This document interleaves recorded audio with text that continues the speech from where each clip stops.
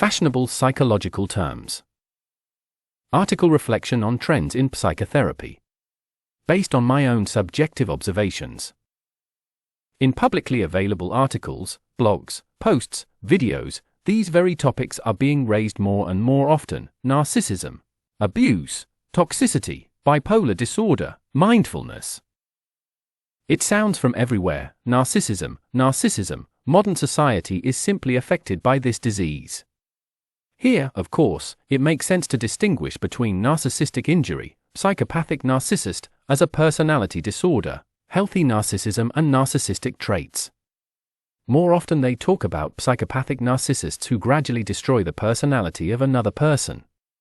The topic is topical and multifaceted. Of interest is both the narcissist himself and his victim, a person with a certain set of traumas that leads to a relationship with such a subject. It is impossible to cure a psychopathic narcissist. The only option is to run away from him as early as possible and as far as possible.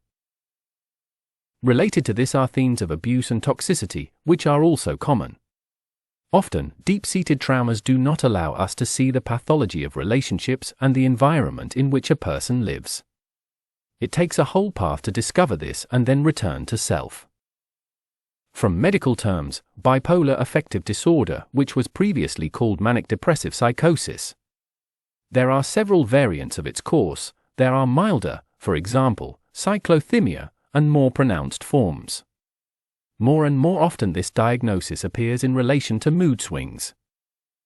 Another fashionable psychological concept is awareness. Everyone talks about it and strives for it, some even manage to live in this state.